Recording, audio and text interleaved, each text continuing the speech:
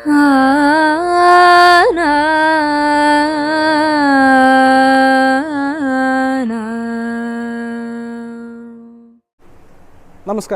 Guruvayur devotees ഓൺലൈനിലേക്ക് ഏവർക്കും സ്വാഗതം. സർവം കൃഷ്ണമയം. ഇന്ന് 6/9/2024 വെള്ളിയാഴ്ചയാണ്. 2 ദിവസമായി നിങ്ങളെന്നെ കണ്ടിട്ട്. അനന്തന് ജോലി കിട്ടി. അപ്പോൾ അനന്തനെ വന്ന് വീഡിയോ ചെയ്യാനുള്ള ബുദ്ധിമുട്ട്, കാരണം അനന്തൻ്റെ ടൈമിങ് എൻ്റെ ടൈമിങ് കൂടിയിട്ട് അങ്ങോട്ട് നേരെയാവില്ല.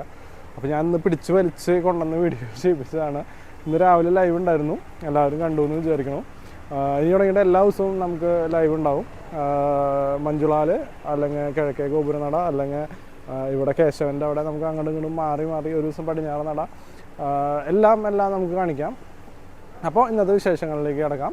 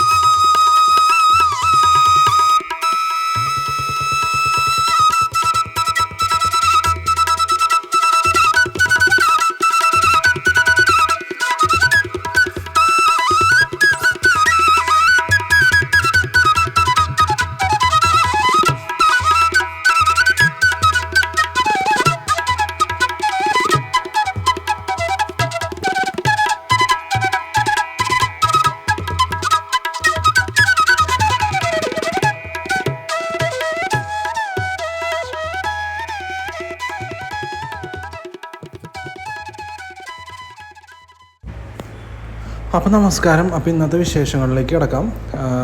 സാധാരണ പോലെ തന്നെ 2 കദളിക്കൊല രാമേന്ദ്രേട്ടൻ്റെ പീടികയിൽ നിന്ന് മേടിച്ച് ആണ് ക്ഷേത്രത്തിലേക്ക് തൊഴാനായിട്ട് നടന്നത്. ഭഗവതിക്കെട്ടിലൂടെയായിരുന്നു ഇന്ന് ചുറ്റമ്പലത്തേക്ക് പ്രവേശിച്ചത്. എന്താ പറയുക, കയറി ചെല്ലുമ്പോൾ തന്നെ ഗുരുവായൂരപ്പൻ്റെ ശിവേലി ഭജനം നടത്തുന്ന ആളുകളുടെ ഗുരുവായൂരപ്പൻ്റെ നാമകീർത്തനങ്ങൾ ഇങ്ങനെ പാടി കേൾക്കാനുണ്ടായിരുന്നു അവിടെ. 2 നിമിഷം അതിനെ ഒന്ന് നോക്കി വേഗം കൊടിമരം ലക്ഷ്യമാക്കി നടന്നു.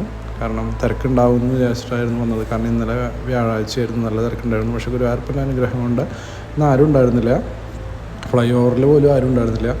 ഓടിപ്പോയി പ്രാദേശികം ക്യൂവിൽ നിന്നു. കുറച്ച് പേരേ ഉണ്ടായിരുന്നുള്ളൂ. അയ്യപ്പൻ്റെ അവിടെ നിന്ന് പുറത്തേക്ക് കിടന്നിട്ടുണ്ടായിരുന്നില്ല, അതുകൊണ്ട് സുഖമായിരുന്നു. നേരെ പോയി ഒരു 5 മിനിറ്റ് വരി നിൽക്കേണ്ടി വന്നു. സീനിയർ സിറ്റിസനെ വിടുമായിരുന്നു. അവിടെ നിന്നു.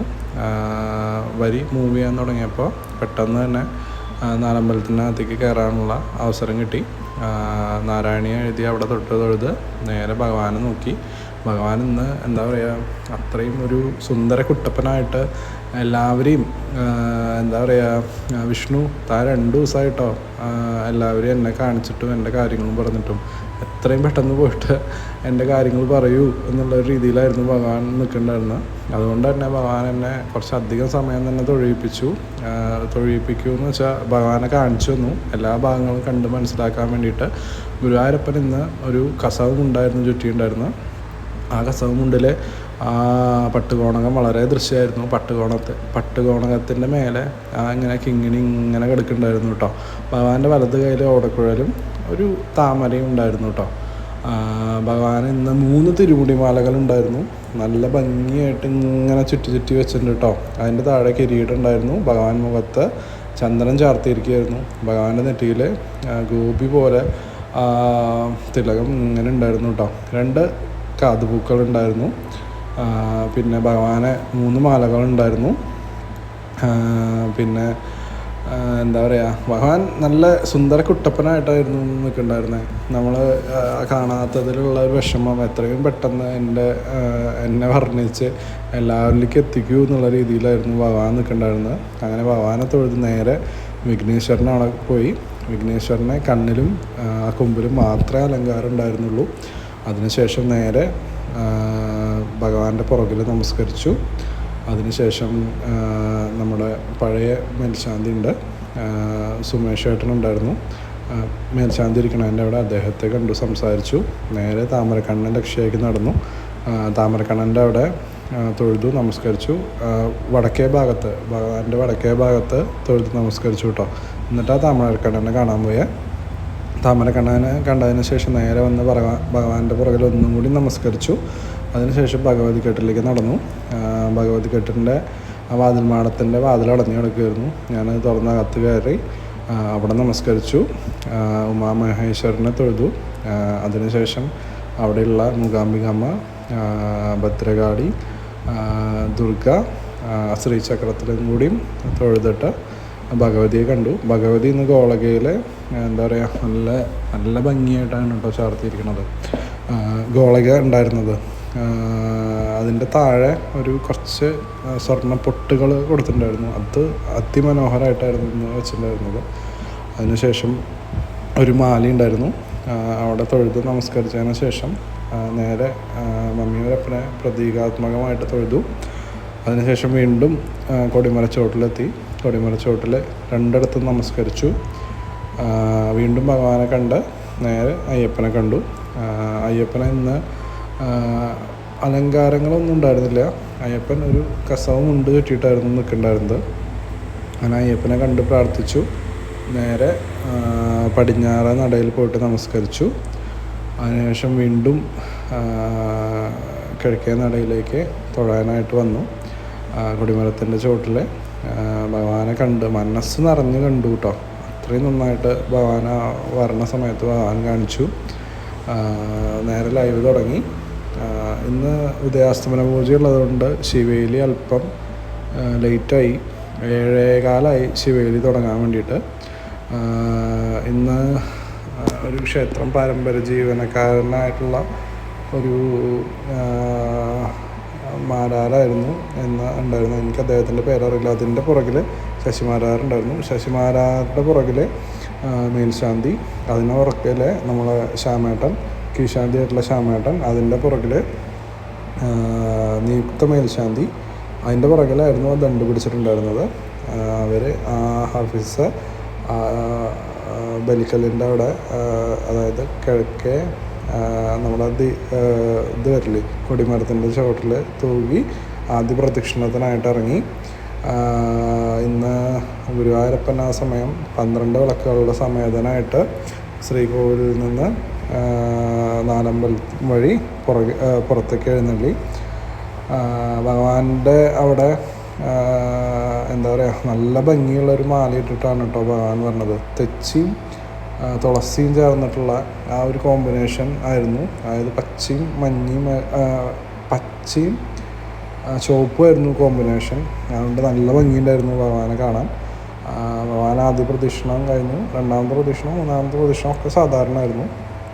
അതിനുശേഷം ഇന്ന് ഭഗവാൻ പ്രദക്ഷിണം കഴിഞ്ഞു വന്നിറങ്ങിയിട്ട് ശ്രീകോവിലേക്ക് പോകുന്ന ഒരു ഭാഗം ഉണ്ടായിരുന്നു.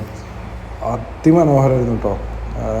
ഇത്രയും കാലത്തിൻ്റെ ഇടയിൽ ഒരുപാട് കണ്ടതിൽ നിന്ന് വെച്ചിട്ട് നല്ല ഭംഗിയുള്ള ഒരു കാഴ്ച തന്നെയായിരുന്നു അത്. സാധാരണ നമ്മൾ പെട്ടെന്ന് അവിടെ വന്ന് നോക്കിയാലും അങ്ങോട്ട് ഇത്രയും ഭംഗിയായിട്ട് കാണില്ല. ചിലപ്പോൾ കുറച്ച് ഭഗവാൻ നേരെ മുന്നിൽ പോയിട്ട് ഇറങ്ങാം, അതല്ലെങ്കിൽ കാണില്ല, ഇങ്ങോട്ട് വലത്തോട്ട് മാറി നിൽക്കേണ്ട ഒരു രീതിയോ. പക്ഷെ ഇന്ന് വളരെ മനോഹരമായിട്ടായിരുന്നു നമുക്ക് ആ ഭഗവാൻ കൃത്യം അവിടെ വന്നിറങ്ങി.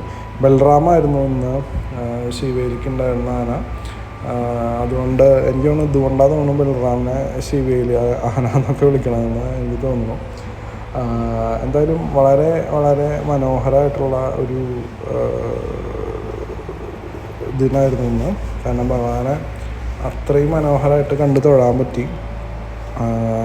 എല്ലാവർക്കും അവിടെ നിൽക്കുന്നുണ്ടായിരുന്ന എല്ലാവർക്കും ഭഗവാൻ എന്താ പറയുക, ആ ഭഗവാന്റെ അനുഗ്രഹം ചൊരിഞ്ഞു വന്നു. എന്താ പറയുക, വലിയ വലിയ സന്തോഷമായി, അങ്ങനെ തന്നെ പറയാം. അതിനുശേഷം നേരെ വന്നു. കാരണം ഇപ്പോൾ ഇവിടെ സുപ്രീം കോടതിയുടെ വിധിയുള്ളത് കൊണ്ട് ഹൈക്കോടതിയുടെ വിധിയുള്ളത് കൊണ്ട് നമുക്ക് ഇത് വീഡിയോഗ്രാഫി അനുവദനീയമല്ല. എന്നാലും ഞാൻ പരിസരങ്ങളൊക്കെ സുപ്രീം കോടതിക്ക് ബഹുമാനപ്പെട്ട ഹൈക്കോടതിക്ക് വിലക്കില്ലാത്ത എല്ലാ ഭാഗങ്ങളും ഞാൻ കാണിച്ചിട്ടുണ്ട്. ഞാൻ കേശവയ്യാണ് കാണിച്ചിരിക്കുന്നത്. ഇപ്പോൾ നിങ്ങൾ കണ്ടുകൊണ്ടിരിക്കുന്നത് കേശവയ്യാണ്, ഗുരുവായൂർ കേശവൻ. ഇന്ന് തുടങ്ങിയിട്ട് വൈകിട്ട് നമുക്ക് ലൈവ് ഉണ്ടാവും. അപ്പോൾ എല്ലാവരും ലൈവിൽ വരാൻ ശ്രമിക്കുക. എന്താ പറയുക, നമ്മുടെ കുളപ്രദക്ഷിണം എന്ന് സാധ്യമാവുമെന്ന് അറിയില്ല. എന്തായാലും എല്ലാവരും ഗുരുവായൂരപ്പൻ്റെ അടുത്ത് നന്നായി പ്രാർത്ഥിക്കുക. എത്രയും പെട്ടെന്ന് എല്ലാ കാര്യങ്ങളും ഭംഗിയാക്കാൻ വേണ്ടിയിട്ട് ഞാനും നിങ്ങൾക്ക് ഓരോരുത്തർക്കും വേണ്ടി പ്രാർത്ഥിക്കുന്നുണ്ട്. ഹരേ കൃഷ്ണ, ഹരേ ഗുരുവായൂരപ്പ.